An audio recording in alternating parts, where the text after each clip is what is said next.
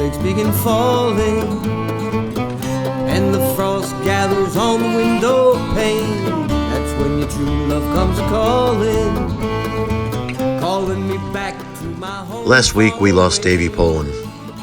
Davy was a phenomenal fiddle player, a sharp wit, a great storyteller, and a really true, unfiltered friend. We lost Davy last week, and we're all going to miss him. The following is an interview I did with Davy about 2.5 years ago. Hope you enjoy it. Davy Poland, July 12th, 2017. Davy, where were you born and what date?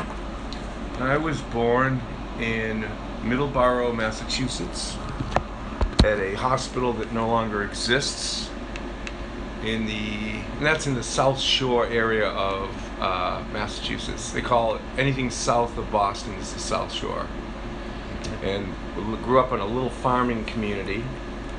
And it had the first state college, and it was the first, they called it a normal school, which is where teachers used to go, and they had a formal education of instruction on teaching.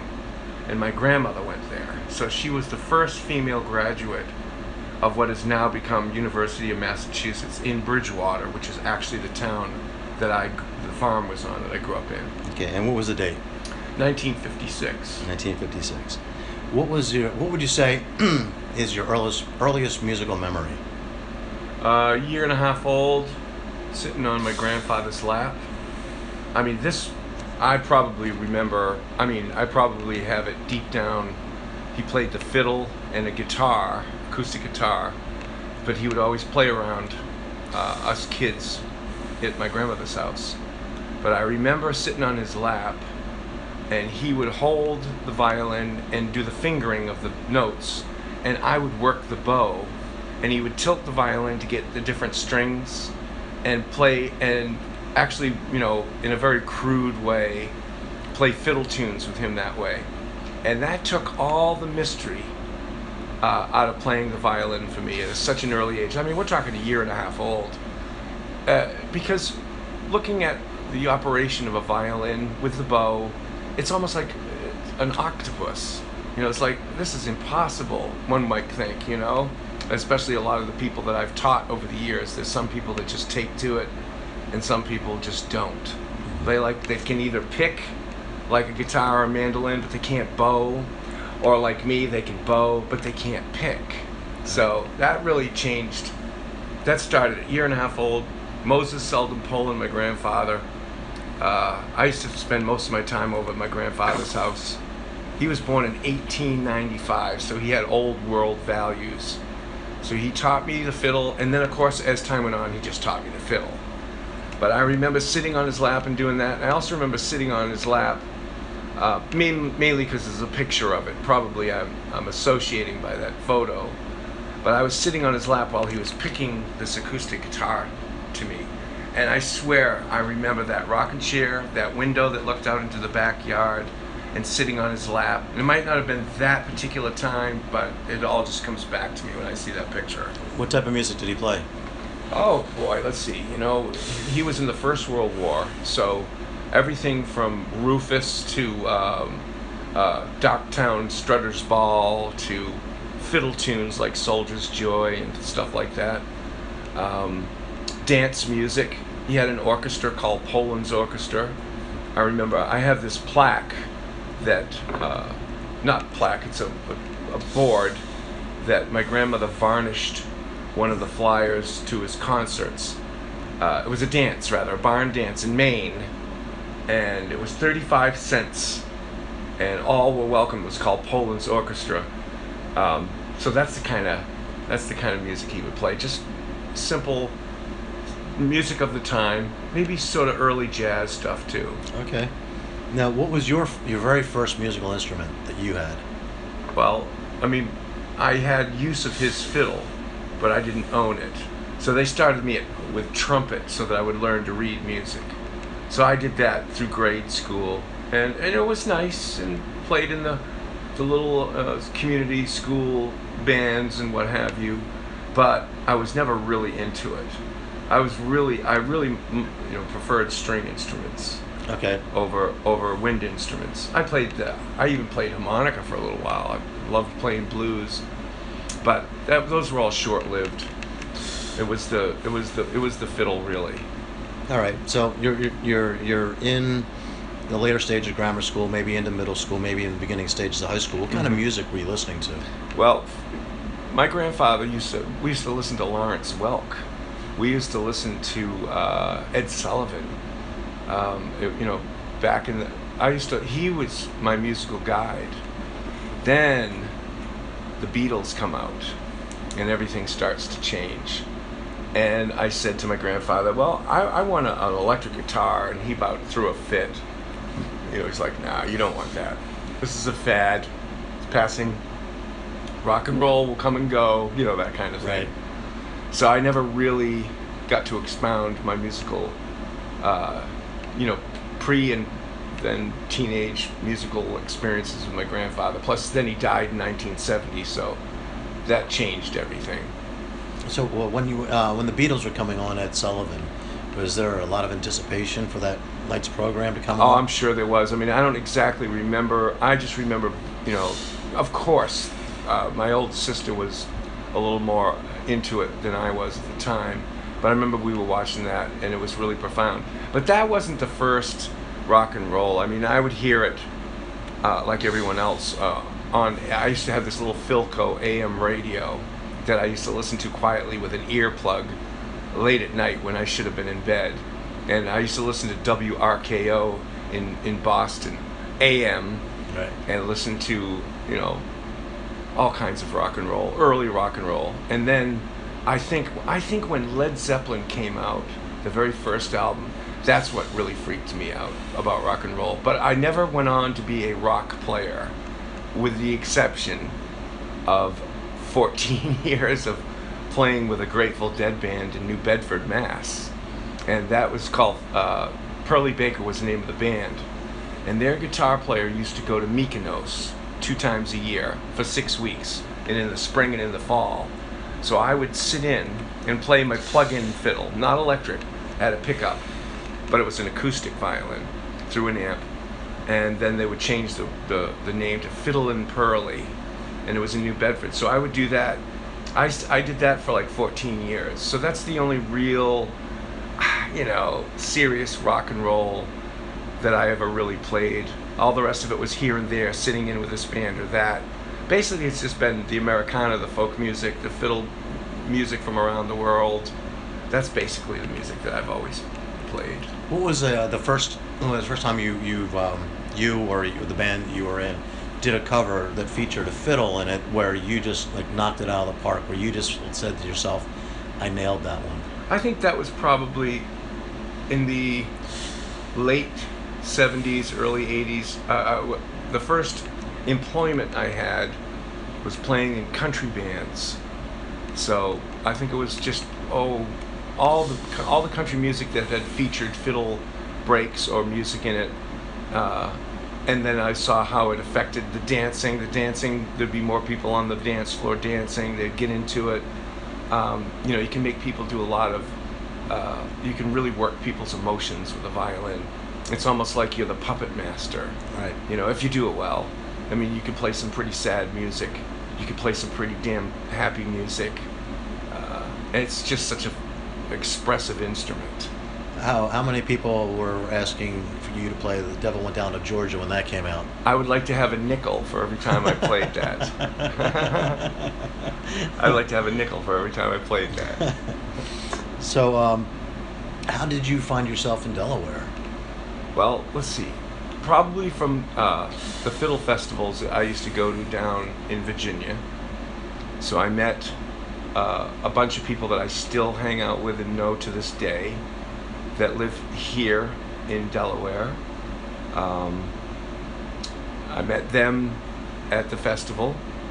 Then I would drive on my way south, because I spent a great deal of time traveling up and down the Appalachian mountains, Virginia, North Carolina, South Carolina, making friends there, learning fiddle music there.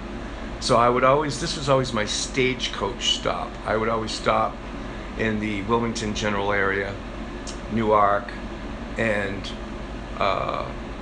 then they'd say, hey, you want to play a gig tonight? So I would get a gig, and so that's been going on for decades.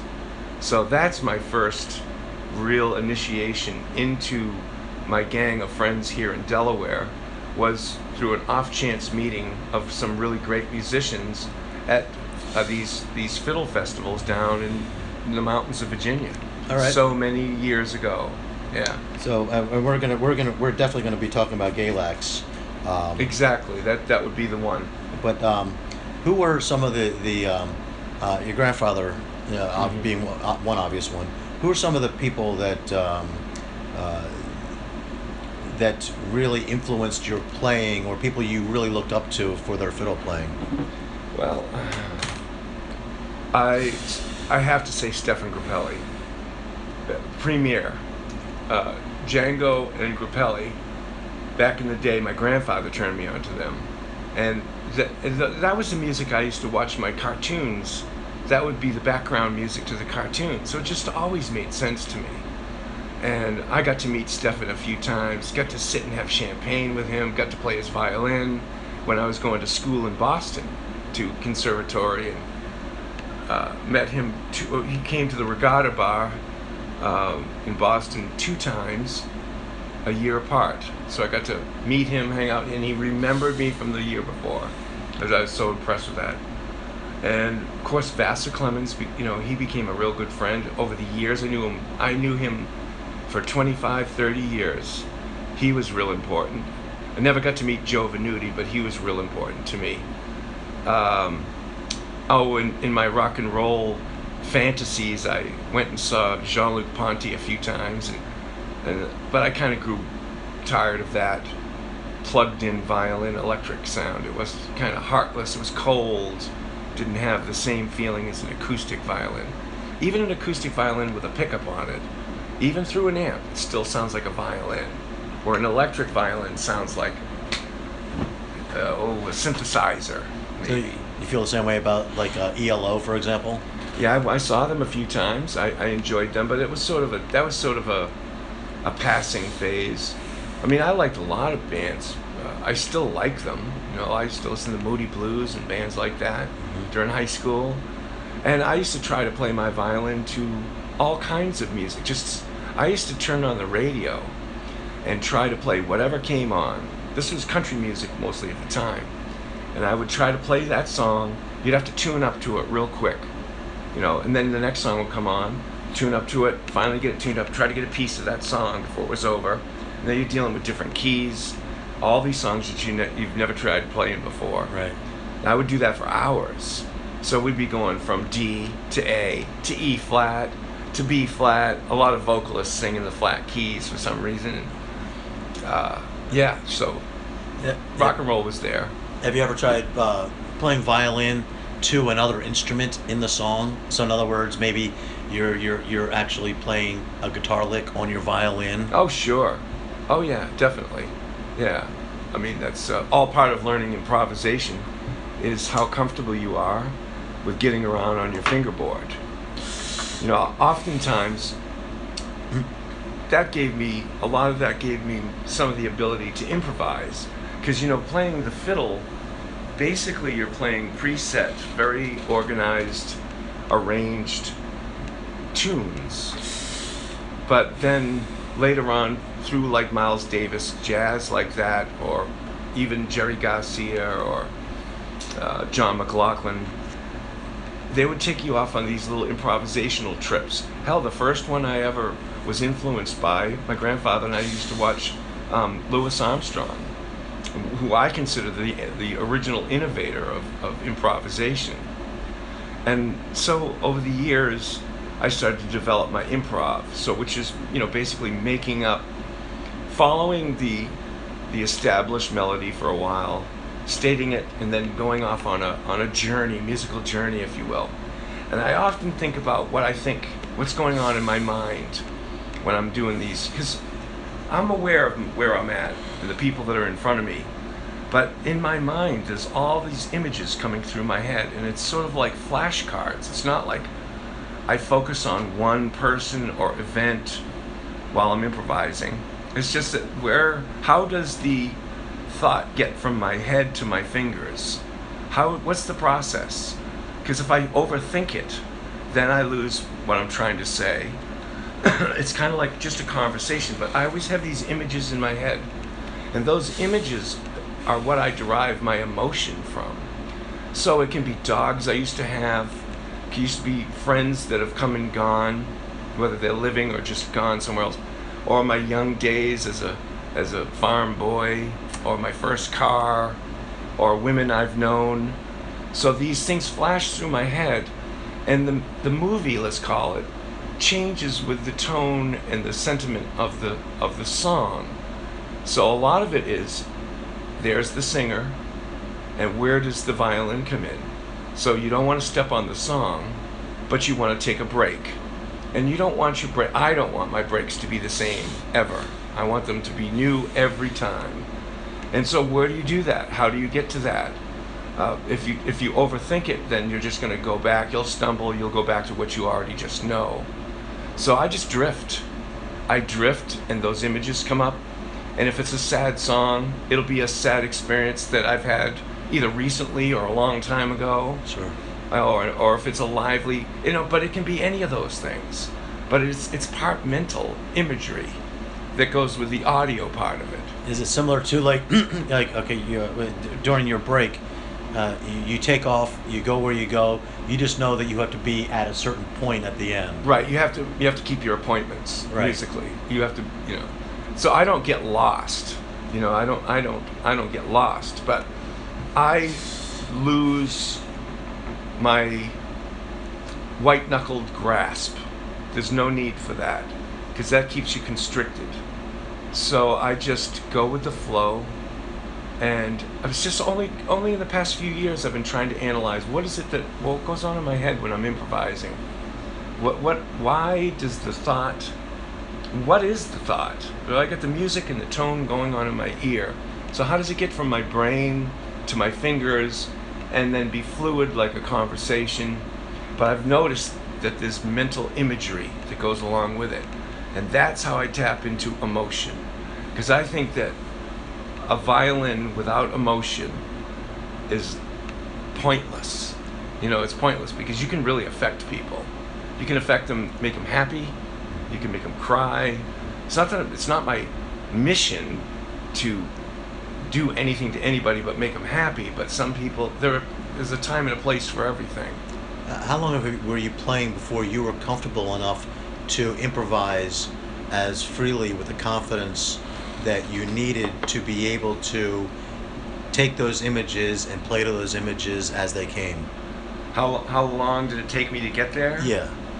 I'm still on that journey. I'm still on that journey. But it's gotten, I would say probably in the last 15 years, it's just become such a joy, because it's like taking a 90-pound backpack off your back. The monkey's off your back. It's like you don't worry about your job when you get up in the morning and go to your job. That would be torture.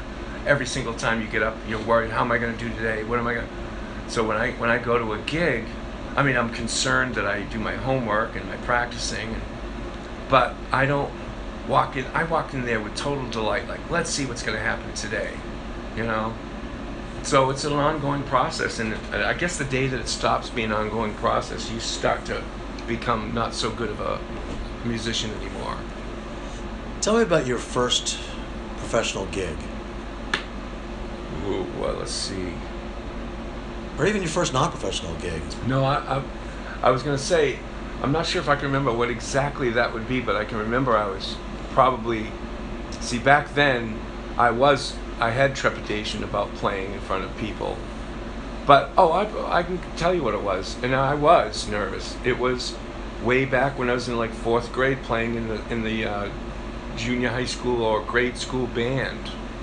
And all the parents and all the friends sitting out there. And then I started to realize that, when you're on a stage, you're the one that's illuminated.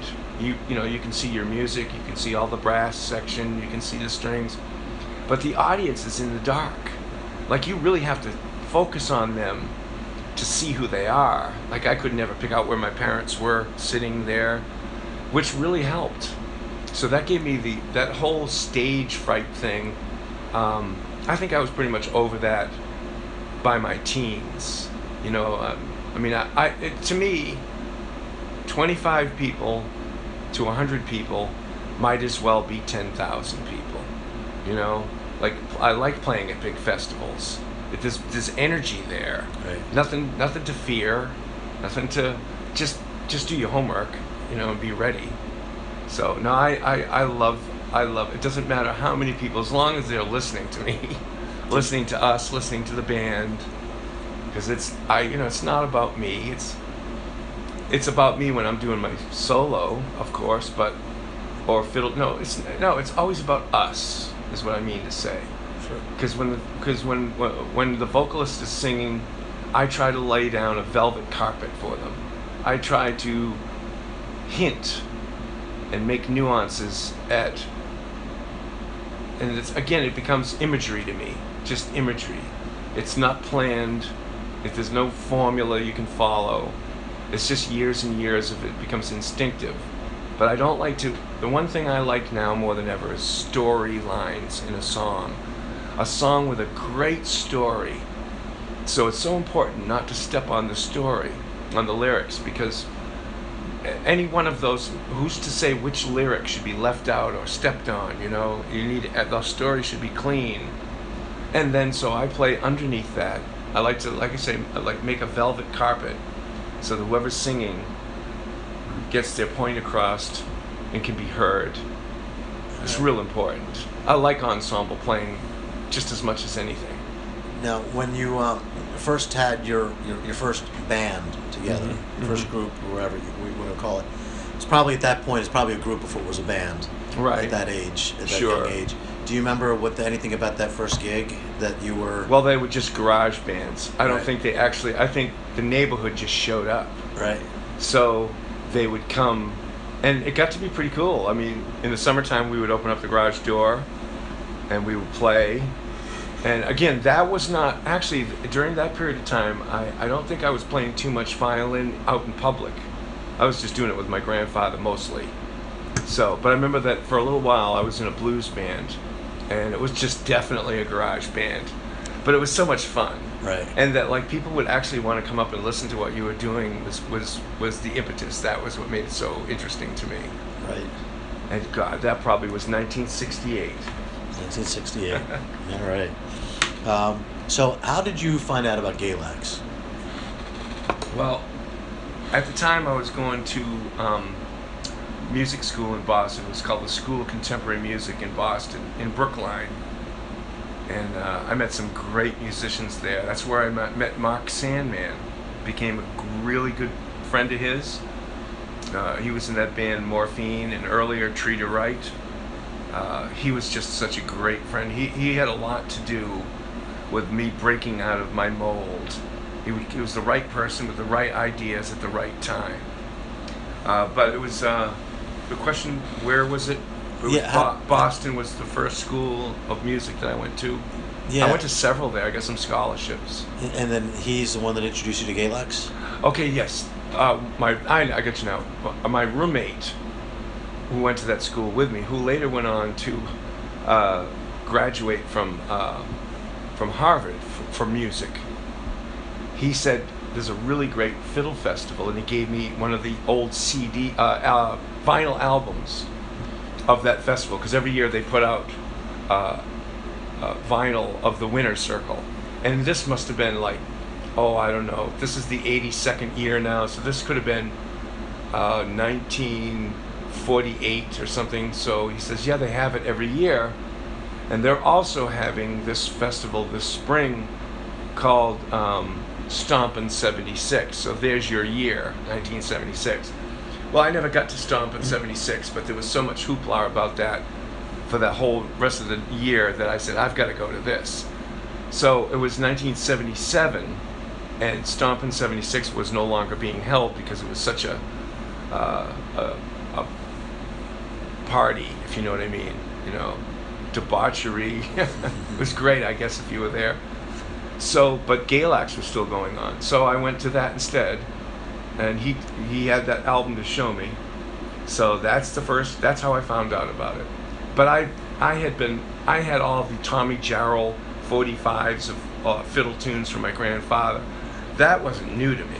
But going and hanging out with people of the same ilk, that that we could jam together. There was nothing like that going on, at least for me in New England. Yeah. Now, did you feel a kinship with a lot of people there? Because musicians might be a lot more receptive to it, but you think of New England, you don't necessarily think of Yankee Fiddle players as much, right? As maybe people from a little south of the Mason-Dixon line, right? Did you have any kind of experiences that a Yankee Fiddler in a King Arthur's Galax, right? Well, first of all, there are regions of fiddle playing all over this country and perhaps around the world. And there is Cape Breton style fiddle playing. There is traditional New England style fiddle playing. My grandfather was from Maine. He had his own sound. Canadian fiddlers. But the fiddle players that I met down at Galax were what they call Round Peak style old time players. Round Peak being in North Carolina. And I have a million friends from that area, and I just love that sound that they play. But yeah, at first it was, being from the North had its implications. But I noticed as time went by, they put a value on people that do something that they enjoy, especially the fiddle. It's not an easy instrument to play at first for some people. And so they would just correct me on being too clean. They'd say, no, you gotta get down a little more gritty, and you've got to play it with a little less clarity or what have you, that old time sound. So they taught me things, I taught them things. So do you think in a way with your conservatory training and your the rawness that you would get from your people in Galax and Round Top, was it? Round Peak. Round Peak. Mm-hmm. That it made you a better fiddle player because you had not only the structure and the knowledge, but also the ability to be as to have such a broader palette with all the exposure that you had. Oh, probably, no doubt. But it came with its own set of. It was a stigma too. Playing too clean. You have a different sound. I tried to emulate their sound. I can tell you one thing. Going to music school can only help somebody.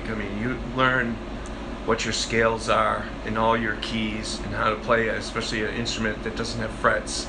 You always have constant intonation problems to think about. So getting a formal education to learn how to actually physically play an instrument is always the best way to go.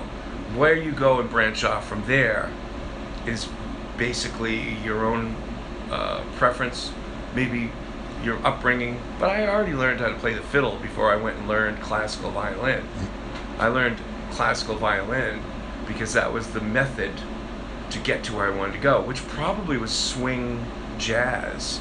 The Grappelli sound that I was telling you about, the Django Reinhardt, that's really what I wanted and always have, and it's my favorite kind of fiddle playing. Now, this question, based on what you were just saying, this might sound like an obvious question, but I think when I ask it, I think you'll know what I'm really asking here. What's the difference between a fiddle and a violin? Okay, now, I've been asked that question as many times as you play The Devil Went Down to Georgia. And the difference is the same thing as saying an automobile or a car. There's no difference.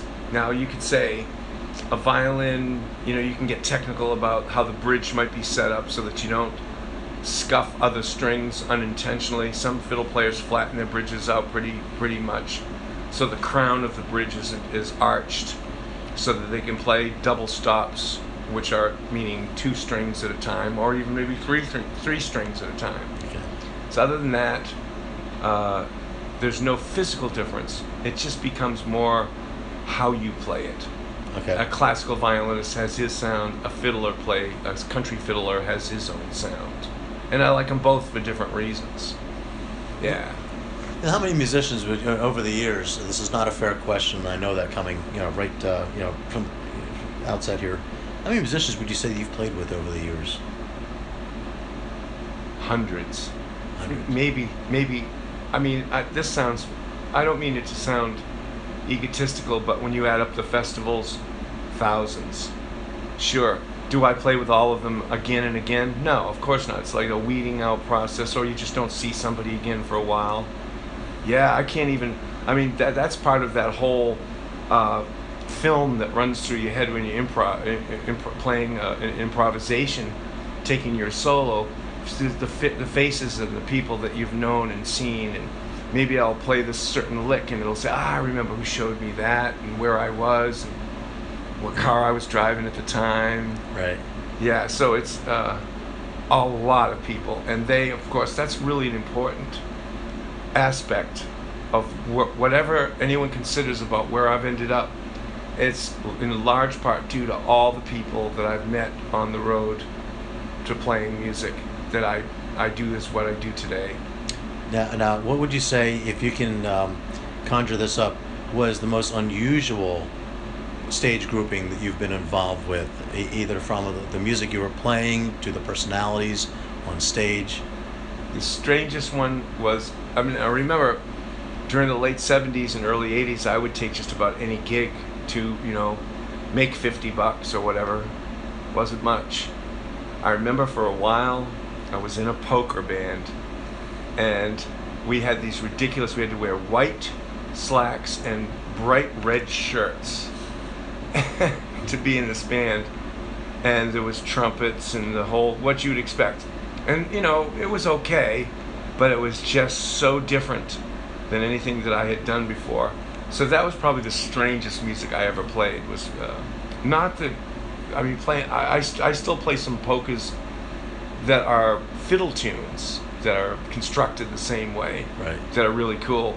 But to be in a polka band was got to be the weirdest thing I ever did. All right. Now you've you're well known for tutoring a lot of fiddle players. How many students would you say that you've graduated that are out there playing the fiddle right now? Well, that'd be easy to say dozens. I've had, when I first started teaching, was probably the early 80s, and I didn't really like it much, but that's because I didn't really know how to teach. I was playing the fiddle, and not a lot of people up in my area of Massachusetts were playing the fiddle, so of course I had students. But then I got better at playing, and over the years got better at teaching. And then finally one day I just realized that I'm having the best time passing the baton on to these youngins, and some of them are fantastic. Some of them are better fiddle players than I am. They were the right person to come along. I know probably 8 or 9 that are right here from Delaware that I had a hand in, because nobody can claim that they, taught everything to something to everybody, taught something to someone that was the total summation of their learning. But I had a hand in some really good fiddle players in my teaching, and I teach people from 7 to 70 years old, so it's always different. You never know what's going to happen. Some of the old folks that take fiddle lessons, they don't care if they get better, they just want to learn some fiddle tunes. Right. Michael Durkin being one of them? Michael took lessons with me for a while. Yeah. Quite a while ago. He's grown up, so sure. A lot of good students I've had that have gone on to be real good fiddle players. For sure. Now, music takes you a lot of different places.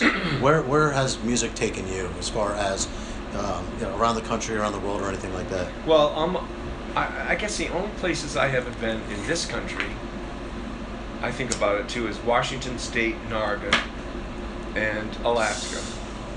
Okay? And I've been everywhere else in this country playing the fiddle. And of course I've been all around the UK by myself, by the way, too, and just lived off of playing the fiddle. Never had to buy a drink, never got a hotel room. It was just, and of course, Scotland, I'm from ancestry is from Scotland, so that was just like going home. Remember when I first got to Inverness, it was just unbelievable how they treated me. And then, of course, Ireland. Ireland was just one constant party of playing the fiddle in pubs. It was just, man, I could tell you stories. But the most interesting place I ever had a formal gig was, I was living on Nantucket. That's where I lived before I moved to Delaware. I had a band there, a trio called Poland Strings, not Springs, Strings, Poland Strings. It was a corny name, but it was cute, I guess, I don't know. But we owned that island musically. We just played there for years. But I digress. I got this gig in Romania with a trio. I think I went over there with a trio. They had already had the plans to go, but they needed a fiddle player. So I guess it'd be upright bass guitar and fiddle again, which has been pretty much my formula, my favorite formula. So we flew to Amsterdam, then took a connecting flight to Budapest, and then a train, an all-night and half the next day train down from Budapest into Romania, and went to Brașov, Romania. And the whole point of this gig, it was all per diem, it was all paid for, it was really the lap of luxury, except this is maybe 3 or 4 years after Ceausescu's assassination.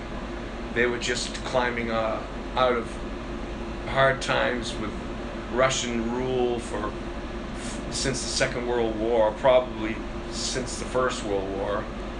So it was hard times for most of the people there. So what we were hired to do is go over and play happy music, folk, fiddly, for the orphans that were in this old hospital that had, if you think back to the mid-90s, there were a bunch of orphans who received, I guess they all had some sort of medical issue. They received tainted blood that were AIDS contaminated blood. So this hospital is filled with them, kids. So we were there to, cheer them up, play music, hang out with them. So we did 5 or 6 concerts there. Some of them were room to room because the kids were in beds. And this hospital was so old and decrepit, and the children were in these wrought iron metal beds that were all chipped, probably lead paint covered. It reminded me seriously of like One Flew Over the Cuckoo's Nest, what that mental institution was like. And I remember all the nurses. This is the funniest thing. All the nurses were the uniforms they wore were like right out of like a 60s Barbie doll. Nurse outfit would look like mini skirt, the hat, those little white stiff hats, and they had high heels on, and it was just, these are nurses, okay? So we played, we played for 2 or 3 days there, making rounds. Then we did a concert for those that could get out of bed. And I remember thinking how depressing that place was, and what a contrast with how the nurses would dress. It was just such a juxtaposition of normalcy to me. So now we're doing the little concert, and we stop and ask the kids what they want to hear, okay? Because we're playing, country music or Americana, fiddle music, singer-songwriter stuff, and all they wanted to hear was the Beatles. But we all knew enough Beatles tunes to play for them, so they absolutely went crazy. It was the weirdest thing. But on that same journey, probably a half a mile from that mental institution of a hospital, was the Conservatory of Music in Brașov. And I would compare their music students, so all the way up until like what would be high school, including the 12th grade, these kids would go to this conservatory 7 days a week and have to play their instruments for 12 hours a day. So I compared it to what life must be like, what life is like for Olympic trainees, so gymnastics in Russia, where they absolutely have no other life than to work out constantly. And not saying that we don't have athletes and musicians that work that hard here, but this is state instituted, you know.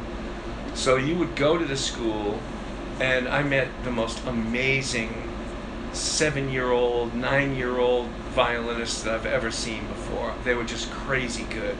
So you had to play an instrument. And for the kids that just didn't seem to acclimate to any normal instrument, had to play the panpipe. You know the Zamfir panpipe?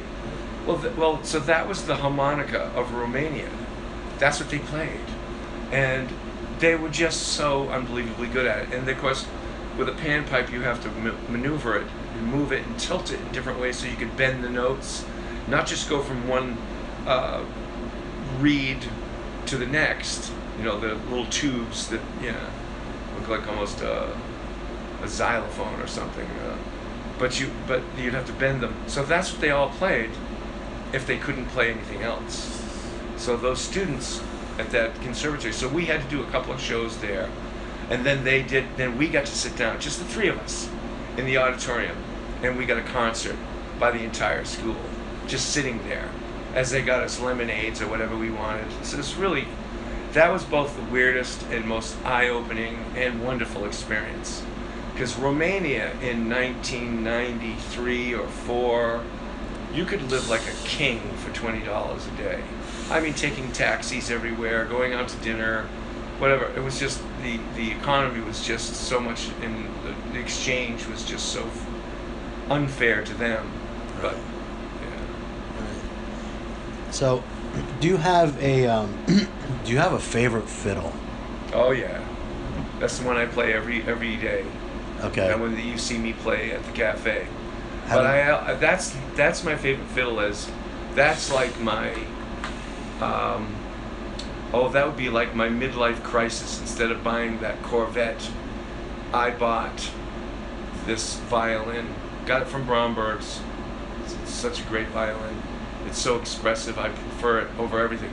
But I have a sentimental violin that's worth more to me, and that's my grandfather's violin. And he got that in the First World War when he was in Belgium fighting on the front lines. And he was seeking shelter in an old bombed out barn. And up in the rafters was a shoebox, and inside the shoebox was this violin, all taken apart, all dusty, you know. It was definitely just going to get bombed. It was, you know. So he took it home. He managed to survive, thank God, or I wouldn't be here. Put it together, and on the back of the scroll he carved the date that he went into the First World War and the date that he came out on the back of the scroll. So I have that in storage, locked up, but that's my most prized possession in the world of anything. Right. It might not be my favorite violin as to how it plays, but it's my sentimental favorite. Now, the one you bought from Bromberg, Mm-hmm. did you know as soon as you put it up to your chin and pulled the bow across the strings that this was something special, or how did you know this was a violin for you, a fiddle for you? Well, see, the thing is, when I go to have a cup of coffee with David Bromberg, he's a very good friend. If I go in there just to have a cup of coffee with him, I'm just as likely to come out owing him a few $1,000s for another bow. So I have to be very careful about where I leave my wallet when I go there. So I'm looking for a violin this time. So what he does, he'll bring you out 5 or 6 violins. He's telling them the general price range. And then he sticks one in there that's going to cost a bit more. But he doesn't tell you, and I don't want to know. It's like a blind test. So I'm trying all these different violins. And I go, man, I love this one right here. And he goes, I thought you would. I kind of picked that one out for you. So then I go through all the violins again, and still it's this one. So then I said, okay, that's the one I want. What do I owe you? So then he comes up with a figure. And of course I don't have all of it on me at the time. So we work out a deal. So that's what I bought for my midlife crisis. Not the Corvette, but the violin. And how long have you had this one? I'm gonna say 10 years now. Okay. Yeah. Okay. Yeah. Oh, it's killer. Yeah, it's just the best. It's the best one I've ever had. Now I'll go to his shop, and he'll let me play $100,000 violins just on a whim. And those are just the impossible dream, you know. I mean, humbly, when I play a $100,000 violin, I sound like a virtuoso violin player. For the virtue of the violin itself, not for my playing, you know, because I'm not a virtuoso violin player. I'm a fiddle player, you know. But these instruments are so good that it make anyone sound like a master. So that's what I like about going over there. Plus it gives you an education on what a really fine instrument really is. Sure. I'm just gonna grab one of these while we're talking. So, when you finally made the permanent move to Delaware, what facilitated that? Well, that's an interesting question. Of course, there is no final move. Sure. There's no final move. I'm not sure where in the end I'll end up, but I do like it here. I don't see me spending any more winters in New England, that's for sure. I guess coming down here, the reason I came down here was to be with so many musicians that play the music that I like to play. I had the last couple of bands I had in New England, you know, that Poland strings on Nantucket, and then Cherry Orchard, that Irish band I played in Boston. Those, and Pearlie Baker down, that Grateful Dead tribute band in New Bedford. Those were stunning, great bands, but there was far and few other pickers for me at the time of the caliber, of the kind of music that I like, that I can, like from here, I can be in Virginia in a few hours, I can be back up in New York in a few hours. So this was sort of like a little epicenter, like what Boston used to be to me back in the 70s and 80s. But you know, people, you know, they move out, and they're, you know, you lose track of them. Sure. So this is sort of a congregation of really good musicians. And so I decided, man, I just want to be down where they all are, you know, spend more time with them, play the music I like playing.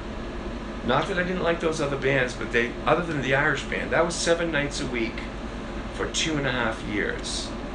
I played every Irish pub within 50 miles of Boston. But that band eventually disbanded, and then I moved off of Nantucket around 9/11 because we were living off the stock market wealth. We did very well out there, and it was sort of a big fish in a small pond kind of feeling. So it was time to move somewhere, and I didn't want to go all the way down. I did for a while. I went to Virginia for a while, lived a few places there, a few friends of mine over the years, North Carolina and South Carolina. But then I ended back up in Delaware at my stagecoach stop, turned into the Stage Inn. Right. I just stayed, and here I am. Who knows what the future brings, but for now, this is where my music is, this is where my heart is, And this is where my dog is. and what year was that you moved to Delaware? Jeez, I'm not sure now.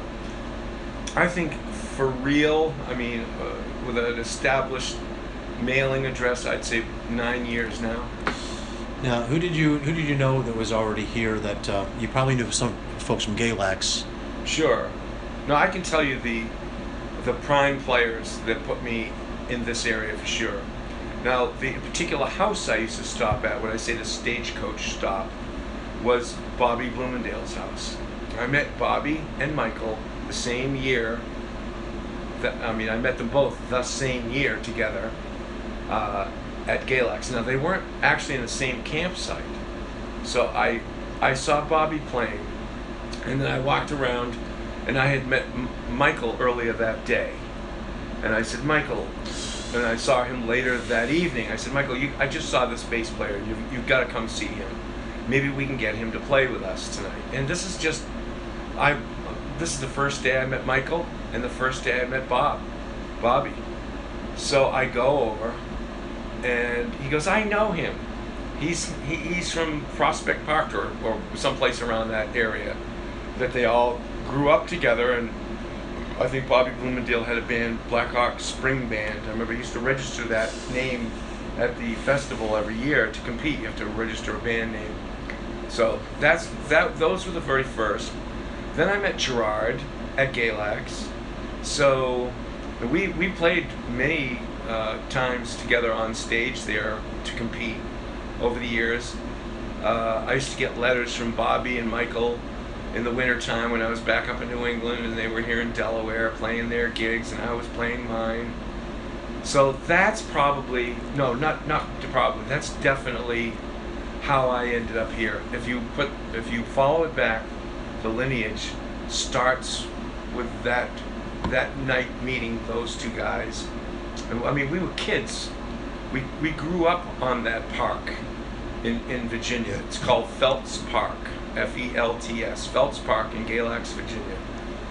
I mean, literally, we musically, for the most part, we grew up in that field, and we experienced so many things, and we got to play for so many people. And we're not just talking about on stage, which that would be. I mean, there could be, I don't know. I guess on a Friday and Saturday night there'd be 10,000 plus people, but all the people that used to circle through our campsite over the years. I mean, we could easily have 60 or 70 people during certain periods, especially the weekends, you know. But there'd be lots, you know. It'd be a party of 50 or 60 all the time, listening to us. So that's where we cut our teeth. Now it also happens that Bobby, Gerard, and Michael were on your album as well. On the Appalachian Field Trip album. Right. Actually, I have 3 different bands that are on that album, and Michael and Bobby and Gerard were on one of the bands. I think Michael is featured in 2 of the bands, and the rest were all musicians from Virginia and North Carolina.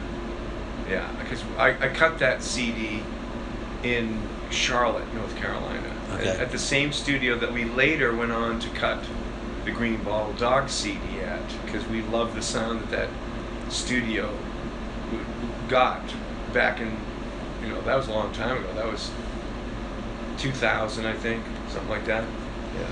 So how many recordings or have you played on that might not have been your own, but as a featured musician? Hundreds. I mean, I thought about that the other day.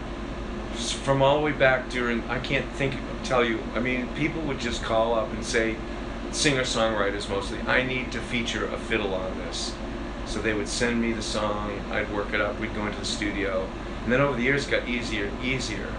Now I work in a studio, I go in and don't even know what they're going to play, which could be intimidating, but I'm not paying for it. They're paying me. So, I mean, I just have to be just practiced. I don't know what they're going to throw me because it's kind of a closed studio. Like, they don't let their material out. They don't want it getting it out on the web, you know. Right. And with them alone, I've done 300 songs with just them. And that would be in the last 5 years. Let me see how many. 6, maybe more like 180 songs. I don't want to exaggerate. That's a lot. That is a lot. And then countless other people just like, okay, can you do this for us? People I don't even know anymore. You know, I can't. It would be interesting to see after I'm gone when somebody says, hey, that's David Poland playing on that CD right there.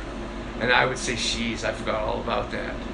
Or, oh God, what a terrible job I did on that. You find yourself going back and listening to some of the things that you've done and constantly think to yourself, you know what, I might do this one differently, or I'm a better musician now. I think that I would, you know, things like that. Do you constantly critique your work when you hear it being played back to you? Sometimes, I wouldn't say constantly, but I'm always aware of it. Of course, if you don't look at your progression in your life and your work and see a marked improvement, at least every few years, then you're just not trying. So, but I'm not heavy on myself about it. I mean, that's where I was then, and here's where I am now, and who knows where I'll be or if I'll be. You know, if I live longer, I'll hopefully play better, a little more experience, a little more of life's experience that I can add to the sauce. But yeah, I always look at what I've done before and say, but sometimes I look at it and go, wow, that was really cool. So it's fun. But you know, with the exception of just a few recordings that I've made, I don't really listen to what I play very often after I've played it. I don't know why. I just unless I have to refresh my memory on how a song goes.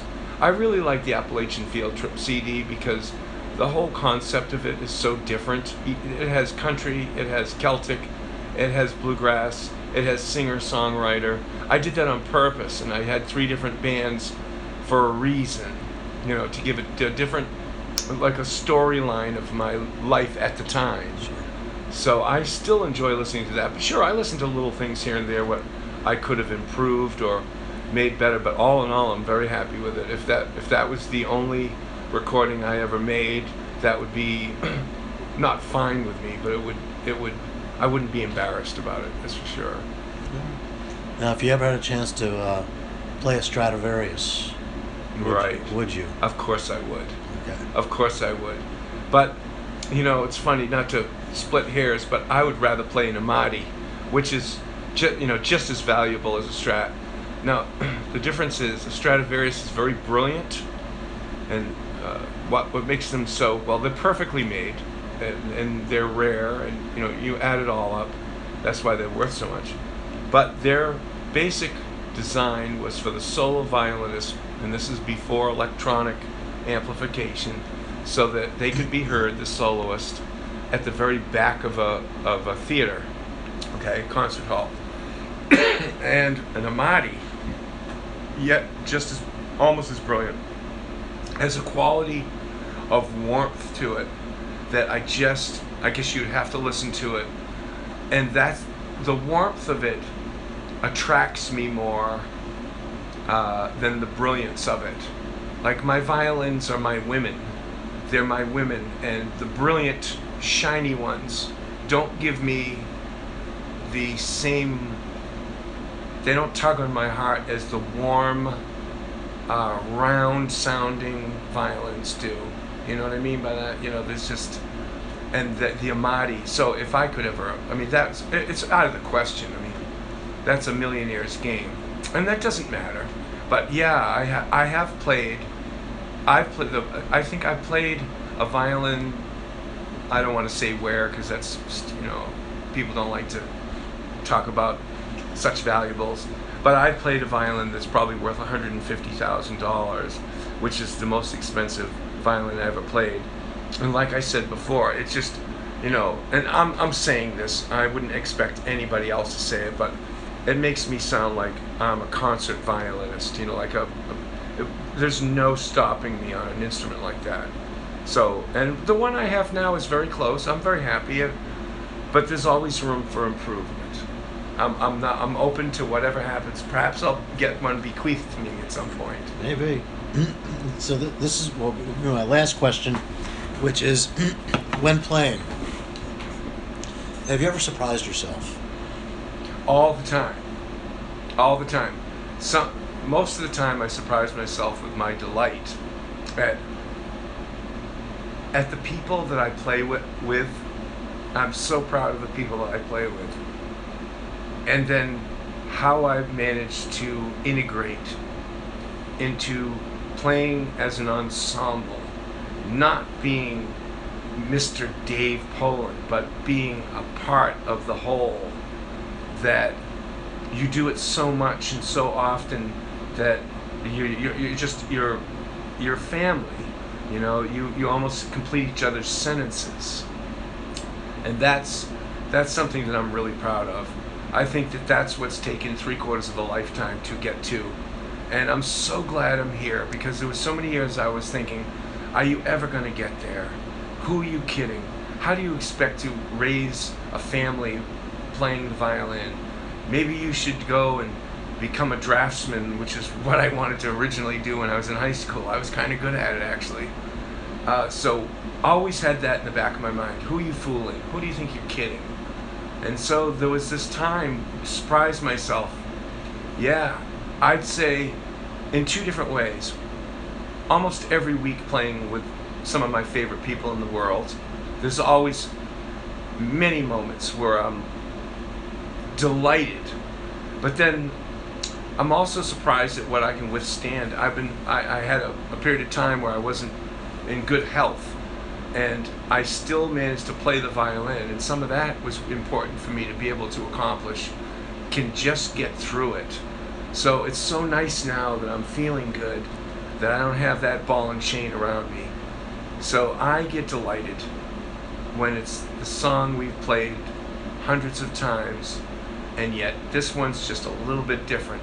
Tugs on your heart just a little bit more. I look out at the people every once in a while, and I see, we might play a song and I see people really actually crying.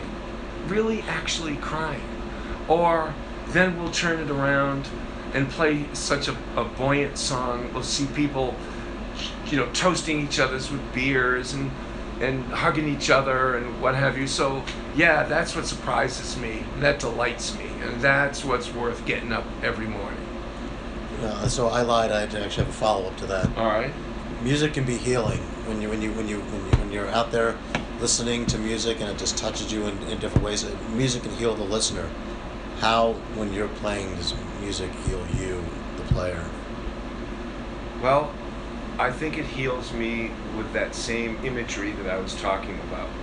It allows me, all the people I play with allow me to improvise. I mean, I'm not interested in playing with anybody that doesn't allow me to do that. I don't need to be formulated. So they let me improvise, and the images that go through my head is what pleases me the most. It gives me, there's the healing. I really, to put words behind it, again, I struggle to try to, it's so many different small little feelings that combined make up that movie that goes on in your head. And the images change, and they ebb and flow within the same song sometimes. So every week is different. Every week the same song is different, and it heals me to feel happy, and to feel very sad sometimes, and being a part of the delivery mechanism to tapping into that sorrow if that's what need be, and you serve the song that way. All right.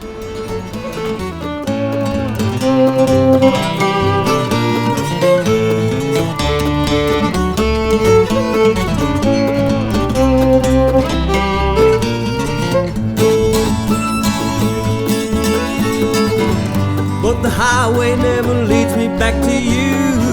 Days go on and on, each one more blue, and the moon comes and goes, and the nights get so cold.